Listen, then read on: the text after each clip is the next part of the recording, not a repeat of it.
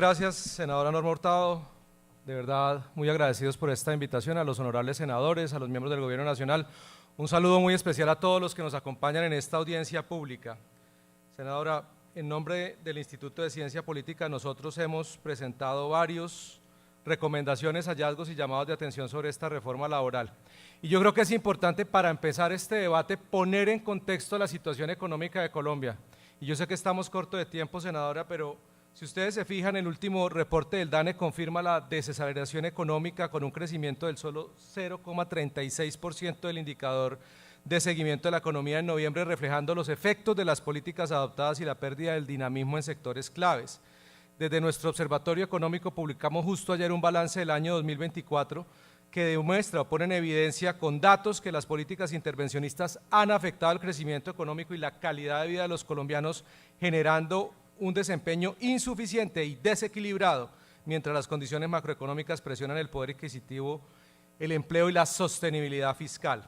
Y esto es importante especialmente si tenemos en cuenta que la reducción del IPC no se tradujo en una recuperación del poder adquisitivo de las familias. La variación anual del índice de precios al consumidor se redujo en 5,2%, pero sectores como la educación y la vivienda presentaron incrementos del 10,62% y el 6,96% respectivamente.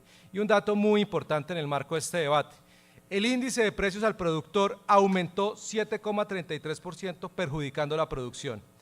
En fin, los datos económicos nos muestran que la situación del país es muy compleja y que existen presiones, y muchas de esas presiones tienen que ver precisamente con los desincentivos que se han creado en la economía del país, con la incertidumbre jurídica y con las decisiones de política que se están tomando.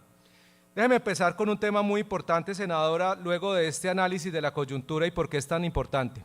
Nosotros en el Instituto elaboramos el índice de afinidad con la libertad económica y hemos encontrado que la afinidad de este proyecto de ley, como llega a la Comisión Séptima del Senado, es de apenas el 22%, es decir, tiene una afinidad muy baja. Porque lo podríamos resumir de esta manera: desincentivos a la formalización, altos costos de transacción y sobre todo interferencia en la libertad de las personas de participar del mercado laboral y del proceso de mercado, porque están vinculados y en efecto sí hay un mercado laboral.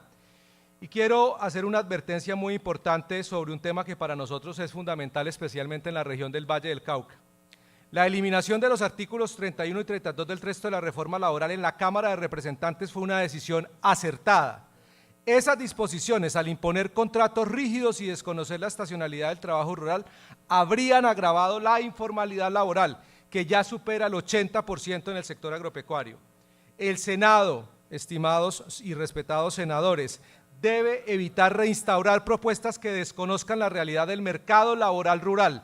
En lugar de ello, debe centrarse en esquemas como el Jornal Agropecuario, como lo han venido proponiendo los gremios del sector, que permite remunerar de forma justa y proporcional el tiempo laborado, incluyendo prestaciones sociales. Ese modelo es más viable y fomenta la formalización sin imponer barreras que desincentiven la contratación. Mantener el texto aprobado por la Cámara sin reincorporar medidas rígidas es preferible a implementar soluciones que desconozcan las dinámicas del campo. De lo contrario, el remedio podría ser peor que la enfermedad, profundizando la informalidad y afectando la competitividad del sector rural. De acuerdo a nuestro indicador, en otros sectores de la economía se verían afectados, pero sobre todo la calidad del trabajo y las posibilidades de tener un trabajo formal. Lo que nos diferencia de ser un país desarrollado a mantenernos en el subdesarrollo, lo que nos diferencia de no poder sacar a la gente de la pobreza, es la imposibilidad de tener un trabajo formal.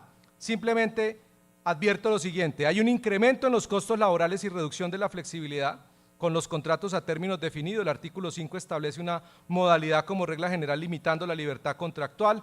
Las restricciones a la contratación de aprendices con los montos que se establecen, que va a limitar la posibilidad de que se contraten aprendices. Los impactos en sectores claves.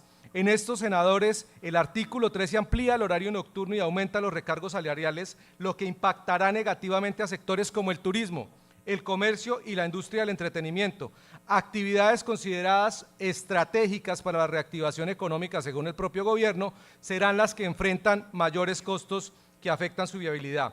Los trabajos en días festivos, el artículo 17 incrementa el recargo por trabajo en días de descanso al 100%, afectando gravemente a las empresas de los sectores que requieren operaciones continuas. En conclusión, se afecta la formalización.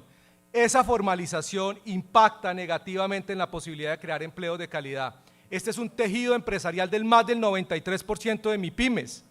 Esta reforma laboral desconoce no solamente la realidad económica, sino la realidad del tejido empresarial colombiano, mandando a la precarización, porque ahí es donde se encuentran los que están en la informalidad. Quien está en la formalidad está en la precarización. Necesitamos una reforma que reconozca esas barreras y esas realidades para que realmente se generen empleos de calidad. Muchas gracias.